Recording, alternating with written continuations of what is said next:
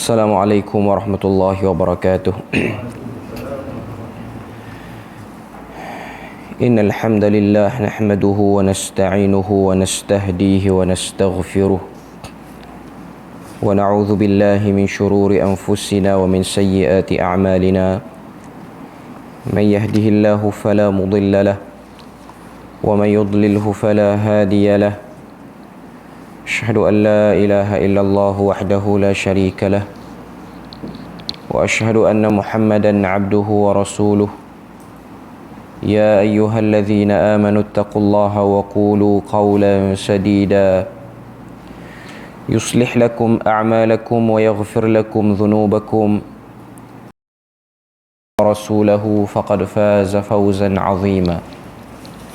Alhamdulillahilladzi bi ni'matihi tatimmu as-salihat. Rabbana atina min ladunka rahmatan wa hayyi' lana min amrina rasyada. Allahumma ati nafsi taqwaha wa zakkiha wa anta khairu man zakkaha anta waliyuha wa maulaha. Alhamdulillah, syukur pada Allah Azza wa Jalla kerana dengan rahmat dan juga limpah kurnia yang Allah Ta'ala berikan, dapat kita sama-sama sekali lagi pada pagi ini. Dan insya-Allah kita akan sambung risalah Al-Mujazu fil A'mal allati ya'taqidu an-nasu annaha minas sunnah, ataupun amalan-amalan yang dianggap sunnah dalam masyarakat. Yang mana hari ini insya-Allah kita akan bahas dua perkara. Yang pertama, kepercayaan tidur selepas subuh menyebabkan rezeki tergantung. Itu. Dan yang kedua, kepercayaan tidur selepas daripada asar menyebabkan jadi gila. Dua-dua bab tidur. Okay. Jadi hari ini insya-Allah kita akan bahas yang pertama dulu. Okay. Iaitu tidur selepas daripada subuh ataupun pada waktu subuh menyebabkan rezeki tergantung ataupun rezeki tertahan. Okay. Kita tengok apa yang disebutkan oleh penulis hafizahullah ta'ala. Okay. Dia kata sini, tabiat tidur selepas subuh sehingga matahari terpacak di atas kepala sememangnya dianggap buruk oleh semua orang. Mereka yang menjadikan tidur selepas subuh sebagai tabiat dianggap sebagai pemalas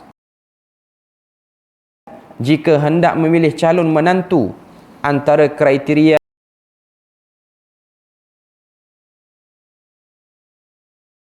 dia jadi menantu. Lepas dia jadi menantu, dia tidur lah. Okay, jadi sebelum pada tu lah nak jaga. Okay. Tengok kepercayaan ni betul ataupun tidak. Okay.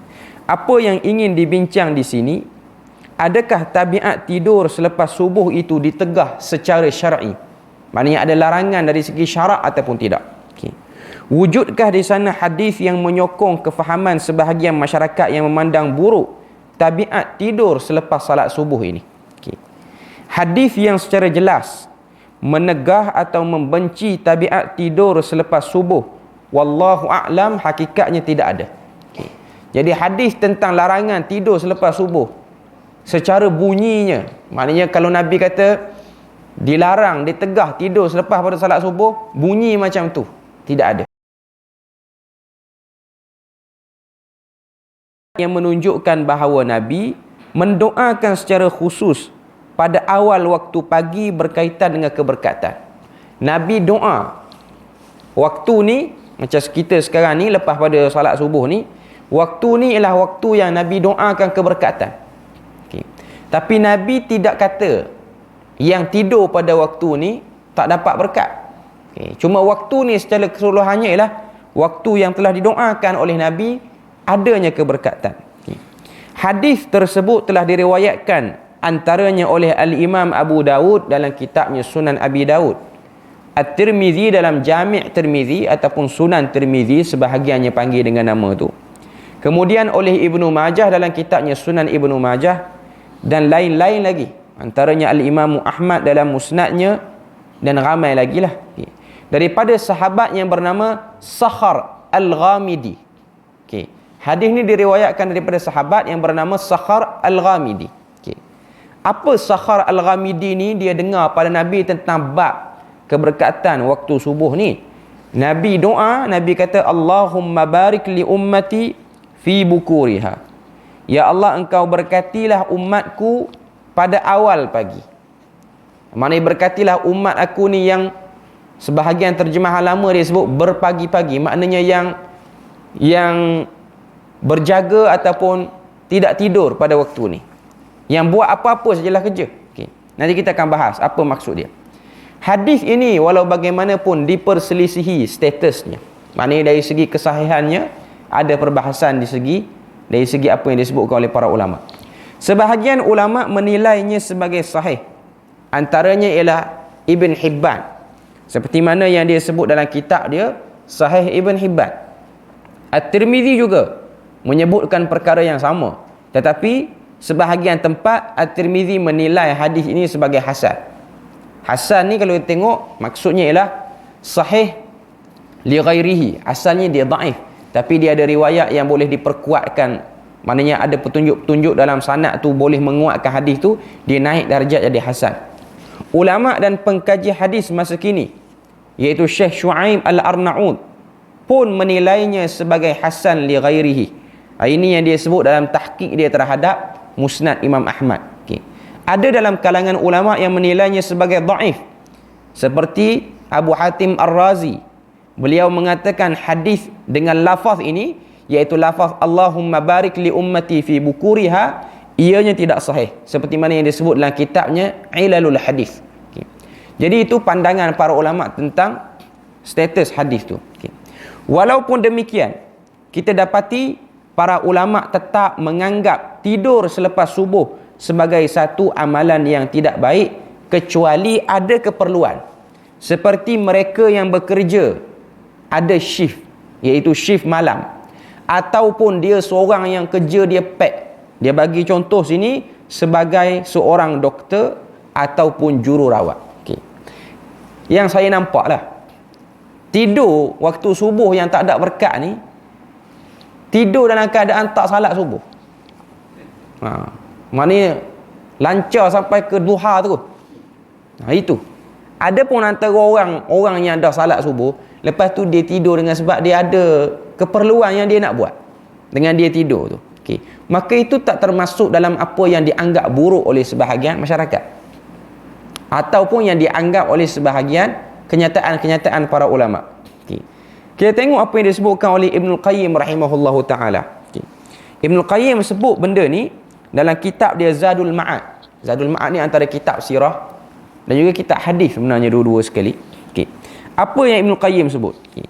Dia kata wan naumu subhati yamna'ur rizqa li'anna dhalika waqtun tatlubu fihi al-khaliqatu arzaqaha wa huwa waqtu qismat al-arzaq fa naumuhu hirmanun illa li'aridin aw daruratin. Kata Ibnul Qayyim, tidur selepas subuh itu menghalang rezeki. Okay. Nanti kita tengok, kita kena baca sampai habis dulu. Kerana waktu itu adalah waktu sekalian makhluk meminta rezeki mereka. Ianya adalah waktu rezeki dibahagi-bahagikan. Maka tidur ketika itu menghalang daripada hal tersebut, melainkan ada keperluan dan darurat. Kalau kita baca teks dia menegah ataupun menyebut tidur selepas subuh ni, ataupun dia tak sebut tidur selepas subuh. Dia biasanya akan sebut tidur pada waktu subuh. Kebanyakan akan sebut macam tu. Okay. Sebab tidur lepas subuh ni maknanya orang tu dah salat subuh dan dia tidur. Ataupun selepas subuh ni ialah waktu duha. Dia ada banyak perbahasan. Okay. Tapi tidur yang dicela ialah tidur yang menyebabkan satu orang tu terlepas salat subuh. Dia lengah-lengah kan, sehingga keluar dia daripada waktu salat fardu subuh dalam keadaan dia tu duduk tidur lagi. Okay. Dan hakikatnya tidur sehingga terlepas waktu salat ni bukan hanya subuh sahaja, semua waktu pun. Okay. Hakikatnya Zuhur ke, Asar ke, Maghrib ke, Isyak ke, kalau jenis tidur sampai terlepas semua sekali ni, ia semuanya buruk. Ada orang subuh dia jaga, tapi dia terlepas dekat Isyak. Sebab lepas Maghrib dia dah mengantuk, dia tidur rapat, tak sedar subuh, Isyak pula terlepas, tapi subuh tu bangun. Sama juga, terhalang juga rezeki hakikatnya. Okay. Bahawasanya yang difahami oleh sebahagian orang ni ialah Dia tak salat subuh pun, tapi subuh tu dia tak tidur. Itu dapat berkat juga. Tu tak betul. Sembahyang subuh tak, tapi subuh tu bangun, mata cerah. Buat kerja, sapu rumah, mop lantai apa semua. Tapi subuh tak sembahyang pun. Sama tak dapat berkat juga. Walaupun dia cergah pada waktu tu. Okay. Poin dia ialah mengagungkan salat tu dulu. Mengagungkan salat tu dulu. Sebab kata Ibn Qayyim sini, dia kata, bagi orang yang ada aridin, maknanya orang yang ada sesuatu keperluan, au daruratin, ataupun dia berada dalam keadaan darurat, maka dia boleh tidur dalam keadaan dia dah tunaikan kewajipan dia. Okay. Sebab kau tengok, yang dimaksudkan dengan rezeki-rezeki sedang dibahagikan pada waktu tu ialah pahala-pahala yang dimaksudkan pada salat subuh dan juga salat sunat sebelum subuh itu. Itu yang dimaksudkan dengan rezeki sebenarnya. Okay. Jangan kita faham waktu subuh ni kita kena aktif, maka Tuhan akan buka pada kita rezeki dunia. Okay. Rezeki dunia ni orang tu tak salat pun dia akan dapat. Sebab tu kita akan tengok orang yang non-Muslim, orang yang non-Muslim, India, China apa semua ni, dia orang ada perniagaan, dia orang buka awal pagi dia orang buka. Dia orang buka dalam keadaan tidak salat subuh pun. Tapi dia orang dapat rezeki tu. Sebab memang itu janji Tuhan pada semua sekali. Bukan hanya pada orang Islam saja. Sebab tu kadang-kadang kenyataan yang seperti ini, kenyataan tidur lepas subuh menyebabkan terhalang rezeki. Orang yang tidur pada waktu subuh ni ialah orang munafik. Saya pernah dengar sebahagian penceramah. Dia kata sebab apa udara waktu subuh ni dia segar, sebab orang munafik dia tidur lagi. Ini semua mengarut orang tak belajar sains. Tapi dia tu cerita pemilik CJ sains sampai PhD lah. Okey. Tuan-tuan tahulah orang mana. Okey. Cuma nak sebut pada kita bahawasanya waktu subuh dia segar sebab pada waktu tu memang waktu yang memang udara sudah selesai ditapis. Tu je. Tak ada isu orang munafik tidur, orang munafik jaga, bukan isu tu. Okey. Tapi ini antara benda yang kita kena tengok dan kita kena faham. Okey. Sini kita bukan bercerita tentang suruh tidur lepas subuh. Cuma nak sebut pada kita kepercayaan tidur lepas subuh sehingga ada orang dia kejutkan orang untuk bangun ataupun untuk aktif pada waktu tu. Dan adalah sebahagian orang yang menjadikan benda tu sebagai amalan. Ada juga sebahagian orang dia kata jangan tidur waktu subuh, kalau nak tidur pun lepas pukul 8. Sama je sebenarnya. Okay. Hakikatnya sama. Dia punya tahan mata dia pukul 8 je dia tidur. Sama sahaja. Okay. Kita tengok apa lagi yang dia sebut sini.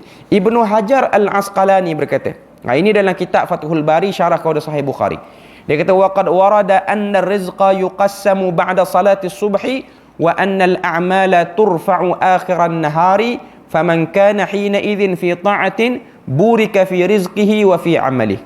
Dinukilkan bahawa rezeki itu dibahagi-bahagi selepas salat subuh dan amalan diangkat pada akhir siang hari. Sesiapa yang ketika waktu itu berada dalam ketaatan diberkati rezeki dan amalannya. Okey. Ini yang disebutkan dalam kitab dia Fathul Bari syarah pada Sahih Bukhari. Dia nak sebut pada kita kebiasaannya orang yang bila mana dia bangun salat subuh ni, kebiasaannya lah dia akan menjadi orang yang lepas subuh tu kalau dia tak letih sangat, kalau dia tak ada kerja sangat apa semua, dia tak akan tidur direct lah. Dia ada beberapa benda yang dia akan buat daripada zikir lepas salat dia, zikir waktu pagi dia, ataupun bacaan Quran dia. Okay. Sesuatu yang diketahui umum bahawa antara sunnah Nabi ialah kekal berada di masjid selepas subuh. Yang tu ada. Sebab ada sebahagian orang dia lepas salat subuh dia sibuk dengan kerja dia. Hakikatnya dia keluar daripada apa yang dimaksudkan dengan pembahagian rezeki tu. Sebab tu kita tak boleh sebut secara orang kata apa, secara khusus orang yang tak buat ataupun orang yang tidur ialah orang yang menahan diri daripada dapat bahagian rezeki. Okay. Sebab rezeki yang dimasukkan sini ialah berada dalam ketaatan sampai pada waktu duha tu. Duduk, tak bergerak kalau tak ada kerja. Kalau inilah yang orang kata apa yang kita berat-beratkan, maka orang-orang yang kerja awal pagi ni, macam mana dia nak dapat bahagian ni? Dia tak akan dapat bahagian ni sebab ini ialah amalan-amalan sunat hakikatnya. Yang disuruh jangan tidur lepas subuh tu, kekalkan diri dalam posisi duduk, buat amalan zikir apa-apa semua, baca Quran sampai waktu duha. Sekiranya tidak ada halangan. Halangan yang dimasukkan situ ialah pekerjaan yang perlu disegerakan. Kalau orang tu dia bekerja, dia kena ada waktu on time, dia kena masuk, Dia tinggalkanlah yang sunat tu sebab yang kerja dia tu wajib, itu ialah bab berkaitan dengan amanah. Okay. Jangan guna alasan ni pula masuk kerja lambat. Sebab apa? Sebab nak beramal dengan yang ni. Nak duduk sampai waktu duha di masjid. Pukul 9 baru saya pergi. Sebab nak bagi perhabis sampai masuk. Tak kena. Rezeki yang dimasukkan sini ialah ketaatan, iaitu amalan-amalan yang disebut sebagai al-masnunah, amalan sunat. Nama pun sunat. Bukan kita nak meremehkan sunat sini, tapi nak bagi betul balik kefahaman tu. Nak bagi betul balik kefahaman tu. Okey. Jangan kita bandingkan dengan zaman Nabi dan juga zaman para sahabat. Ini ialah keadaan masyarakat pada waktu tu, masyarakat yang tidak ada kerja yang bersistem. Dia orang cuma ada kerja persendirian. Sama ada dia orang ternak, ataupun dia orang meniaga, ataupun dia orang petani. Itu saja. Dia tidak ada kerja-kerja lain. Kerja pentadbiran ke tak ada. Okay. Kalau ada pentadbiran pun zaman tu dia bukan kena masuk office macam zaman kita ni. Okay. Jadi itu benda yang kita kena faham. Supaya kita jangan jadi orang yang terlampau, orang kata apa, rigid sangat lambat ni, sehingga melihat larangan tu ialah larangan jangan tidur semata-mata. Okay. Juga diriwayatkan dalam Sahih Muslim, seorang sahabat bernama Abu Wa'il pergi ke rumah Ibnu Mas'ud selepas salat subuh. Beliau meminta izin untuk masuk. Ibnu Mas'ud mengizinkannya untuk masuk. Tetapi Abu Wa'il tidak segera masuk, tetapi kekal berada di hadapan pintu. Kemudian pembantu Ibnu Mas'ud keluar bertanya, "Kenapa engkau tidak masuk?" Selepas beliau masuk, didapati Ibnu Mas'ud sedang duduk berzikir dan bertasbih. Lalu Ibnu Mas'ud bertanya, "Apa yang menghalang engkau daripada masuk tadi, walaupun telah diizinkan?" Jawab Abu Wa'il, "Tidak, kami sangka ada sebahagian ahli keluarga kamu yang masih tidur." Balas Ibnu Mas'ud, "Adakah kau menyangka keluarga aku terdiri daripada orang-orang yang lalai?" Ini riwayat yang disebutkan dalam Sahih Muslim. Okay. Jadi nak sebut dan nak kait di sini ialah duduk dalam keadaan buat amalan. Okay. Maknanya tidur di sini ialah dengan sebab dilalaikan. Bukan kerana tidur kerana dia tu orang yang ada keutamaan kerja apa-apa semua. Okay. Tapi tidur dengan sebab tidak ada apa-apa benda, ataupun bukan alasan letih yang melampau apa semua. Okay. Cuma nak sebut sini lah amalan ataupun kefahaman tidur lepas subuh, rezeki tergantung tu kena bagi detail. Tidur dalam keadaan tidak salat fardu subuh, itu yang dimaksudkan. Boleh jadi. Tapi nak kata rezeki dia tergantung secara direct tu pun tak boleh nak kata, sebab rezeki ni dia benda yang luas. Tapi rezeki yang dimasukkan dalam perbahasan kita ni lah rezeki berada di atas ketaatan. Itu maksud dia. Cuma yang faham dalam masyarakat kita ni, jangan tidur lepas subuh ni supaya rezeki dunia dia jangan sempit. Dari segi wang ringgit dia, dari segi apa, dia nampak yang tu, tapi rezeki ketaatan tu dia tak nampak sangat. Jadi itu antara benda. Hakikatnya, walaupun kita tak nafikan, orang yang aktif pada waktu subuh ni ada kebaikan banyak. Bukan setakat kebaikan dari segi agama, bahkan kebaikan dari segi kesihatan pun memang benda tu terbukti. Memang kebanyakan orang yang produktif ni ialah orang yang aktif pada waktu pagi lagi. Dan orang yang selalu menjadikan amalan tidur lepas subuh ni, dia menyebabkan badan tu jadi kurang produktif lah hakikatnya. Cuma kefahaman nak kait, nak bagi sampai pada dalil agama tu yang kita nak sebut sini, iaitu ianya tidak ada larangan khusus. Daripada perbahasan ringkas ini dapat kita simpulkan bahawa sememangnya tabiat tidur selepas subuh itu adalah kebiasaan yang kurang baik. Namun kepercayaan masyarakat kita dalam hal ini tidaklah disandarkan kepada dalil yang sahih, tetapi ianya disandarkan daripada sunnah yang umum sahaja. Sebab Nabi kata, Allahumma barik li ummati fi bukuriha. Itu Nabi doakan. Tapi Nabi tidaklah membuat larangan secara khusus. Selesai untuk bab kepercayaan tidur lepas subuh ni menyebabkan rezeki terhalang. Kemudian tidur selepas asar menyebabkan mewarisi gila. Hukum asal bagi sesuatu adat atau perkara selain ibadah adalah harus dan tak tercela. Yang tu dulu kita kena tahu. Segala benda yang bukan adat, segala benda yang bukan ibadah, yang dipanggil sebagai adat, ianya boleh kita buat. Tidur adalah satu adat bagi manusia, dan pada asalnya tidur pada waktu apa pun tidak dicela oleh syarak, melainkan waktu yang terdapat dalil menegah perbuatan tersebut, seperti tidur sebelum isyak. Yang tu ada. Yang tu ada dalil. Itu berdasarkan hadis yang diriwayatkan oleh Al-Bukhari, Muslim daripada Abu Barzah, yang mana kau tengok Nabi ni dia ada tegah para sahabat tidur selepas daripada maghrib sebelum masuk isyak. Benda tu ada larangan. Okey. Dan saya pernah jumpa ada orang yang dia macam ni. Dia subuh dia segar, lepas maghrib dia jam. Kalau dia tak ada kuliah pun, dalam kuliah pun dia tidur, tak ada kuliah pun dia tidur. Okey. Dia ada macam tu. Dia ada keadaan. Okey. Manusia dia, saya pernah jumpa orang tu, dia agak berumur, dia memang dah beritahu problem dia macam tu. Lepas maghrib tak tahulah apa benda yang kena. Benda tu bertahun dia lalui. Dan dia akan solat isyak bila? 11, 12. Kadang-kadang pukul 1, pukul 2. Itu keadaan sebahagian orang. Okay. Dan hadis tu kita tahu, hadis ada larangan. Okay. Apa lagi yang disebut sini? Dan berbual selepas isyak pun ada larangan. An-nahyu anis samar. Nabi kata, larangan, Imam Bukhari kata, larangan berbual perkara-perkara yang tidak ada manfaat selepas isyak sampai larut malam. Nabi larang. Okay. Antara hikmah dia tegah tidur sebelum isyak ialah kerana takut tertidur terus hingga pagi. Itu hikmah dia. Sebab kalau tidur lepas daripada maghrib ni, berkemungkinan orang tu dia boleh tidur rapat sampai ke esok sampai ke cerah matahari. Okey. Okey. Tengok apa yang disebut sini. Tidur pada waktu apa pun tidak dicela oleh syarak melainkan waktu yang tidak terdapat dalil menegah perbuatan tersebut, seperti tidur sebelum isyak yang dihukum makruh oleh para ulama, atau nas yang menggalakkan seperti tidur qailulah, iaitu tidur sebentar pada waktu tengah hari. Qailulah ni tidur sebelum zuhur atau selepas zuhur, selama tempoh yang tak lebih daripada setengah jam. Itu yang dimasukkan dengan qailulah. Ada orang faham qailulah ni sebelum zuhur, tapi yang sebenarnya ialah qailulah sebelum dan selepas. Dia ada banyaklah istilah dalam bahasa Arab. Failulah, ghailulah, qailulah. Failulah ni tidur lepas subuh rapat sampai tengah hari. Failulah. Ghailulah lepas asar rapat sampai maghrib. Qailulah sebelum dan selepas zuhur. Okay. Tapi tidur dalam waktu yang minimal lah, antara 20 hingga setengah jam. Setengah jam tu banyak tu. 40 minit tak panggil qailulah lah. Panggil tidur malam tu. Walaupun dia buat sebelum zuhur, selepas zuhur. Okey.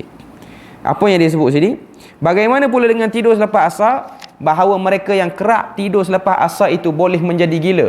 Sebahagian orang menisbahkan perkara ini kepada hadis Nabi. Adakah terdapat tegahan daripada syarak berkaitan tidur selepas asar? Okey. Hadis Nabi yang berkaitan. Terdapat satu riwayat hadis yang mencela perbuatan tidur selepas asar. Antara lafaz yang masyhur ialah man nama ba'dal asri fakhtulisa aqluhu fala yalumanna illa nafsah. Sesiapa yang tidur selepas daripada asar kemudian akalnya terganggu, maka jangan dia cela melainkan dirinya sendiri. Hadis ini dinilai dhaif oleh sebahagian muhaddithin. Sebahagian lain menilainya dhaif yang sangat teruk. Ada juga jalur periwayatan hadis ini yang dinilai sebagai palsu. Yang ini disebutkan oleh Ibnu Jauzi dalam kitab dia Al-Mawdu'at. Selain pada tu yang disebutkan oleh Al-Haythami dalam Majma'uz Zawaid. Okay.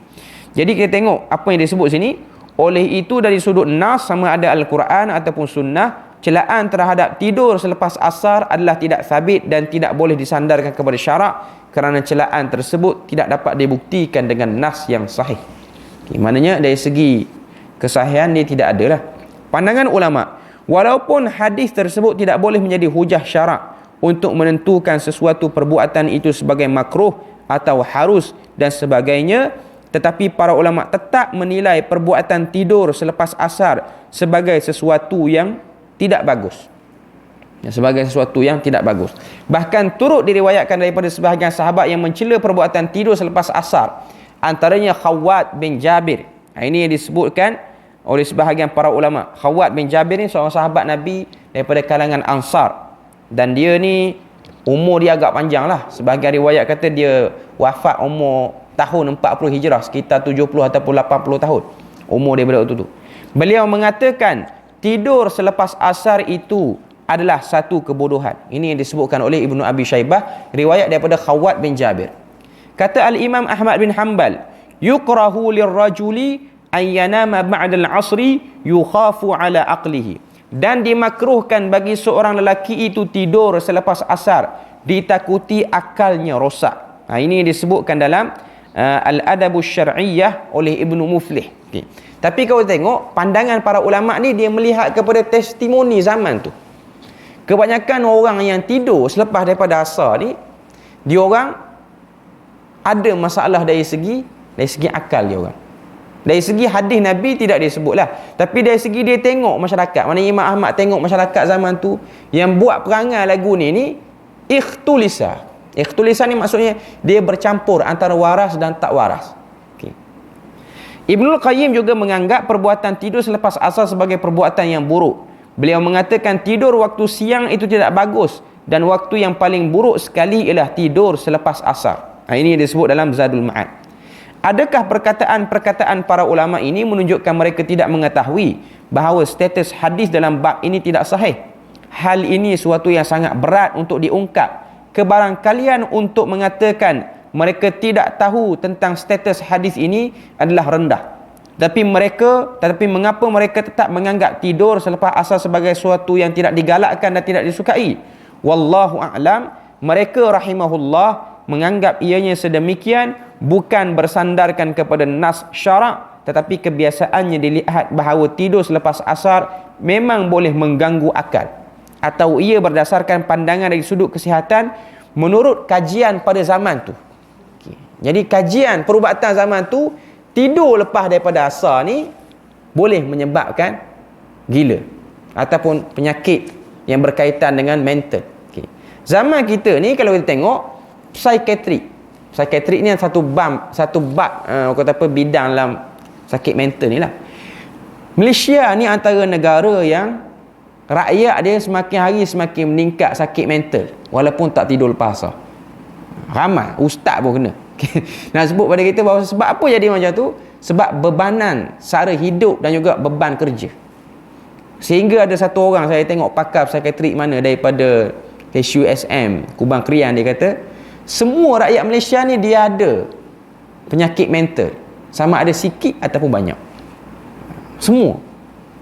Sebab setiap orang sudah ada satu beban dia kena fikir, sara hidup. Sara hidup itulah yang akan mengganggu dia ada sakit mental sikit. Dan sakit mental ni dia banyak jenis. Anwa'ul junun dalam bahasa Arab lah. Jenis-jenis gila banyak. Okay. Dia yang kita nampak gila, yang jenis gila tak pakai baju, yang jalan bawa pelita siang hari, tu salah satu pada gila yang teruk tu. Yang tu memang tak kenal orang tu. Okay. Yang tu yang gila. Okay. Dia ada gila-gila yang bermula daripada benda-benda yang kecil. Hatta kau tengok anak-anak kita yang sekolah ni, terutama yang berada pada tahun-tahun peperiksaan, tingkatan 3, darjah 6, tingkatan 3 dan juga tingkatan 5. Mereka punya penyakit mental tu agak tinggi berbanding kawan-kawan dia pada tahun ataupun tingkatan lain. Sebab mereka ada bebanan yang diorang tangguh.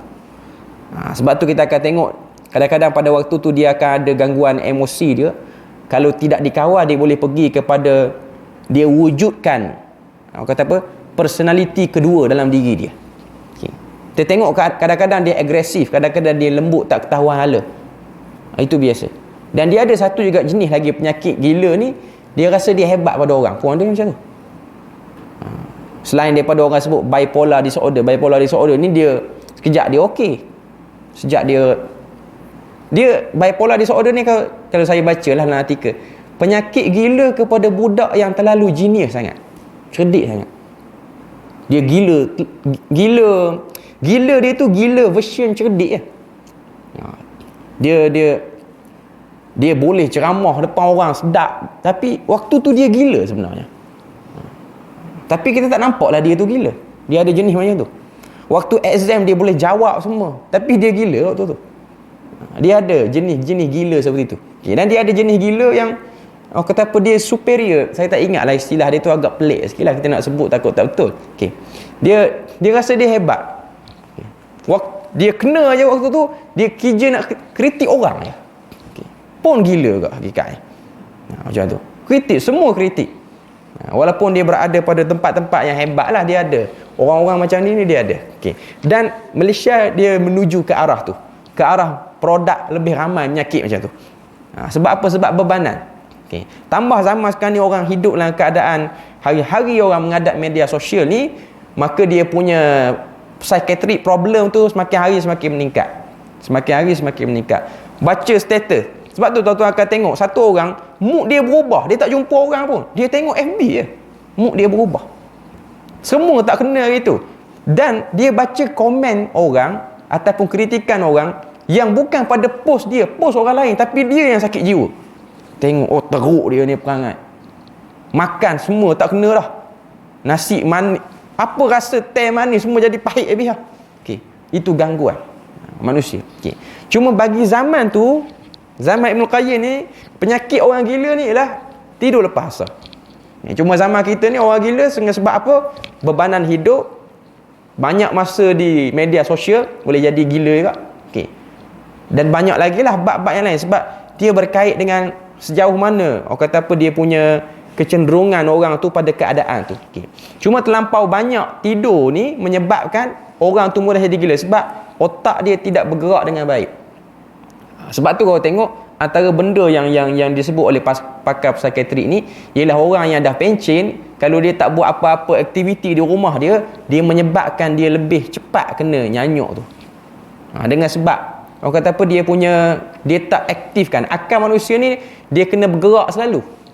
Okey. Tapi kalau dia over bergerak pun dia akan jadi gila juga. Dia kurang bergerak pun dia jadi macam tu. Okey, jadi tidur pada zaman ni mengurangkan pergerakan ataupun beban pada otak untuk berfikir. Okey, menyebabkan manusia tu lagi cepat al-junun, dia kena kepada gila tu. Okey. Tapi dari segi hadis tidak ada. Ini dari segi pandangan ahli perubatan pada zaman tu.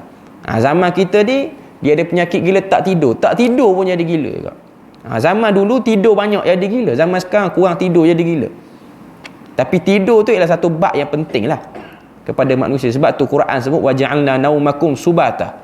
Kami jadikan tidur kamu itu ialah sebagai satu rehat. Subata ni nak terjemah rehat, dia tak apa tepat. Subata ni maksudnya lah rehat, dalam masa yang sama dia baiki badan kita. Sebab tu waktu tidur manusia ni ialah waktu sel-sel badan kita ni dia yang rosak ataupun yang tegang hari tu, siang hari dia akan jadi kendor balik waktu tidur tu. Sebab tu orang yang kalau dia tak tidur langsung sehari, dia ada problem pada badan dia, menyebabkan badan dia belum sempat lagi produce sel yang baik, dia nak guna cepat. Jadi itu juga antara sebab yang boleh ganggu dia punya akal dia sehingga jadi ikhtilas. Sebab tu dalam bahasa-bahasa yang disebutkan, dia tak sebut al-junun, dia sebut ikhtilas. Ikhtilas ni maksud dia bercampur antara waras dan tak waras. Okey. Justru sesuatu yang jika berjaya dibuktikan dari sudut perubatan dan kajian kesihatan, seperti tidur selepas asar, waktu petang menjelang senja boleh mendatangkan mudarat, syarak tidak memandang ringan hal tersebut kerana sememangnya menjadi prinsip dan asas syariah yang menegah diri dari seorang itu memudaratkan diri dan dirinya dan diri orang lain. Okay. Jadi kalau ada kajian, walaupun tidak ada hadis, ada kajian kata kajian kata tidur banyak lebih pada sekian-sekian tidur waktu ni menyebabkan boleh jadi dari segi hukumnya kita pun tak boleh tidur. Manakala ada kajian yang boleh pastikan memang tidur lepas asar ni ada gangguan yang saya baca lah, tapi benda ni dah lama, sekitar tahun 1960-an ni pun barat yang buat kajian. Orang yang selalu tidur lepas asar ni dia create imaginasi dia kuat. Dia boleh ada satu watak yang dia tak wujud pun watak tu, tapi watak tu dia sendiri yang perasan. Sebab tu kita akan tengok dia akan tiba-tiba dia bercakap seorang, dia ada kawan yang dia buat waktu dia tidur tu. Tapi kawan tu ialah kawan imajinasi sahaja. Kalau budak-budak kita panggil benda ni indigo, tapi indigo ni pun ada orang kata indigo ni ialah gangguan syaitan lah. Indigo ni ialah budak kecil yang boleh melihat benda-benda yang tak dapat dilihat oleh kita lah. Maknanya dalam istilah lain dia nampak benda-benda yang jin. Saya nak kata jin pun dia tak tepat, tapi saya kata indigo ni lebih kepada halusinasi budak tu hakikatnya. Sebab dia sampai pada satu tahap dia hilang benda tu. Cuma bila mana dia tak terkawal, bila mana waktu tu dia dah kena penyakit tu, syaitan pun dia ambil manfaat juga, dia boleh gambarkan. Saya pernah jumpa lah waktu saya duduk di Kemaman, yang anak seorang pensyarah di UIA Kuantan, bahagian perubatan. Dia kata anak dia ni, dia mengadu dekat saya. Dia tu doktor perubatan. Saya pernah mengajar kuliah di satu surau di kawasan perumahan dia. Dia kata anak dia ni ada satu penyakit kecil dia 7-8 tahun. Okay. Tak ada lah, bukan penyakit. Dia tak suka tidur lepas asar, tapi dia ada satu penyakit dia bercakap seorang dalam rumah dia. Tiba-tiba dia buka almari baju tu, dia bercakap dengan dalam baju tu lah. Dekat baju tu. Okay. Kira tengok pun something lah. Tapi mak dan ayah dia tu orang yang super busy lah. Dok pakar bedah lagi, pensyarah perubatan. Maknanya dia punya waktu dengan anak dia tu agak kurang. Saya dah dapat kesan problem dia situ pun sebenarnya. Okay. Jadi bila mana mak dengan ayah dia tak ada masa nak bercakap dengan anak buat kawan baru dalam rumah. Kawan tu mak dengan ayah tak tahu. Okay. Dia mari halusinasi dia, imajinasi dia. Okay. Dia kata sampailah dia rasa macam teruk sangat anak dia ni. Dia nak hantar anak dia ke pusat jagaan pagi-pagi ni. Anak dia larang dia, jangan masuk kereta tu. Kawan-kawan dia penuh lah kereta tu. Dia kata penuh kereta, tak boleh masuk, penuh. Ramai ada orang lah tu. Kereta tak ada orang pun. Anak dia kata penuh. Lepas tu dia kata dekat seat, dekat belah driver, passenger semua penuh. Jadi anak dia tak naik. Okay. Jadi dia duduk rasa anak dia tu kena gangguan jin, syaitan apa semua lah. Bila mana buat pergi ke psikiatrik kata kesan kurang orang bercakap dengan dia. Dia create imajinasi dia sendiri. Dia create kawan-kawan dia sendiri. Hakikatnya bukan jin, bukan apa pun. Okay. Tapi dia tu dia buat kawan dia. Sebab dia dalam rumah dia tak ada orang. Dia baru first anak yang seorang dia lah. Dia tak ada lagi adik ke, tak ada apa-apa adik-beradik dia, tak ada. Jadi menyebabkan dia tu create kawan dia. Jadi dia bayangkan. Sebab dia kata, mak dia katalah, almari tu ada gambar kartun apa-apa semua. Okay. Jadi dia macam cakap dengan kartun tu. Okay. Kawan-kawan dia lah kartun-kartun tu ya. Okay. Cuma mak tu bimbang nak suruh saya ruqyah dah. Okay. Saya kata saya tak reti ruqyah ni. Saya memang tak reti berurusan dengan jin, berurusan dengan orang sakit kepala dah, berurusan dengan jin pula. Okay. Cuma nak sebut pada kita bahawasanya kita tak reti. Kadang-kadang orang ni dia ingat ustaz ni kira reti semua. Bab-bab jin saya tak reti bab-bab jin. Cuma saya kata pergi tanya pakar dululah, sebab dia pun orang dalam bidang perubatan. Di UIA tu pun besar, UIA Kuantan tu besar, dia ada hospital. Rujuklah pakar psikiatrik lu tengok. Sebab orang kita ni dia takut nak pergi jumpa psikiatrik. Walaupun dia doktor, sebab dia takut dia dicop sebagai gila dah. Jumpa psikiatrik je rasa macam padang, lepas ni orang kata aku orang gila. Tak pun, kita boleh pergi check kita punya mental ni macam mana. Okay. Ulama yang mengharuskan tidur selepas pada asar, seorang alim yang agung iaitu Al-Laits bin Sa'ad, hebatlah dia ni, 175 Hijrah, diriwayatkan bahawa beliau selalu tidur selepas asar. Jangan main-main. Dia ni Laits bin Sa'ad ni, Imam Syafi'i kata aku bersaksi dia lagi alim daripada Imam Malik. Tapi dia tak katalah respi kealiman dia lah tidur lepas asar. Okay. Cuma dia tu sendiri selalu tidur lepas asar. Okay.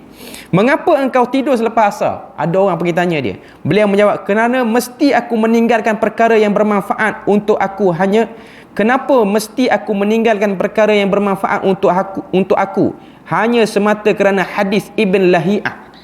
Kata Laits bin Sa'ad. Laits bin Sa'ad ni dia tahu yang duk cerita tidur lepas asar ni boleh jadi gila, seorang perawi nama Ibnu Lahiyah nama dia.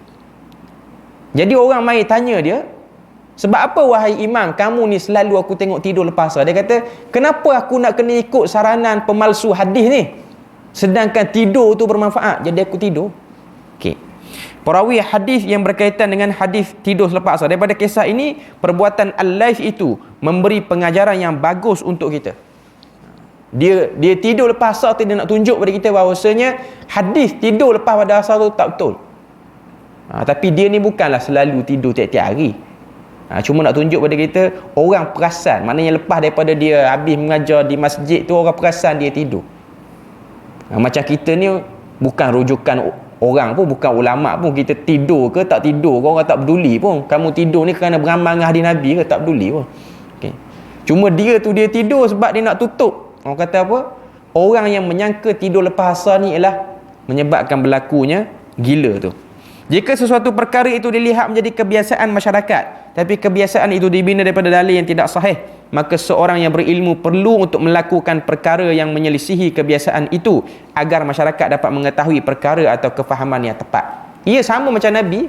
Macam mana Nabi ni dia duduk sekali dengan isteri dia yang datang haid. Walaupun kebanyakan masyarakat Arab jahiliah, mereka tidak duduk sekali dengan isteri mereka bila mana isteri mereka datang haid. Mereka buat rumah yang asing, mereka bagi pakaian yang asing. Tapi Nabi tak. Bahkan Nabi nak lawan kefahaman ni, Nabi telah tunjukkan satu benda yang mengejutkan masyarakat Arab. Nabi suruh Aisyah bawakan barang lalu dalam masjid lagi waktu Aisyah tu sedang haid. Perbuatan tu tujuannya nak tunjuk pada kita bahawasanya itu ialah bukan daripada syarak yang betul. Jadi Laith bin Sa'ad ni dia tidur lepas asar, nak tunjuk pada kita kepercayaan tidur lepas asar tu gila tak tepat. Ini zaman dia. Ini culture orang Mesir. Ibnul Qayyim dia duduk kawasan Iraq dan juga kawasan Syam. Kawasan Iraq dan Syam, doktor dekat sana kata tidur lepas daripada asar ni menyebabkan jadi gila. Itu pandangan dia. Sebab tu dia kata tidur lepas asar tak elok. Sebab dia dengar maklumat perubatan kata macam tu. Adapun Laith bin Sa'ad dia tidur lepas asar sebab dia nak lawan Ibnu Lahiyah yang kata tidur lepas asar tu gila. Nak kata itu tidak adalah hadis dan tidak ada larangan yang khusus pun dalam bab ni. Kesimpulan daripada perbahasan kita, hukum asal bagi sesuatu perkara dan adat adalah harus selagi tidak dibuktikan kewujudan nas yang menyelisihi hukum asal itu. Justru hukum asal bagi tidur selepas asar adalah harus kerana tiada dalil syarak yang sahih yang menegah atau mencelanya. Yang kedua, hadis berkaitan tidur selepas asar juga tidak sabit, justru tidak boleh disandarkan kepada Nabi. Yang ketiga, sebahagian ulama menganggap tidur selepas asar sebagai perkara yang tidak bagus dan tidak disukai, macam yang dah kita sebut tadi. Yang keempat, pandangan para ulama dalam hal ini bukan berdasarkan dalil yang khusus, tetapi lebih kepada konsep dan prinsip syarak yang mencegah kemudaratan. Sekiranya tidur selepas asar berjaya dibuktikan berdasarkan kajian perubatan sebagai tabiat yang memudaratkan kesihatan, maka syarak juga menganggap ianya sebagai tercela kerana prinsip syarak yang menolak kemudaratan. Jika tidak, ia kekal dengan hukum asalnya, iaitu harus. Tidak ada larangan. Cuma dah halang cerita bab tidur, saya tambah satu lagi, iaitu larangan tidur waktu dengar azan. Ada orang dia percaya bab ni. Jangan tidur, jangan baring waktu azan sedang dilaungkan. Kalau tidur baring pada waktu tu menyebabkan mayat jadi berat, mati nanti. Jadi waktu azan dia bangun, lepas azan dia tidur, berat juga mayat dia sebab dia tak semayang. Walaupun dia hormat azan, sama saja. Jadi hadis tu hadis palsu. Jadi setakat sahaja perbahasan kita pada pagi ini. Moga Allah Ta'ala beri rahmat dan berkat. Subhanakallahumma wa bihamdik, asyhadu an la ilaha illa anta wa astaghfiruka wa atubu ilaik. Wassalamualaikum warahmatullahi wabarakatuh.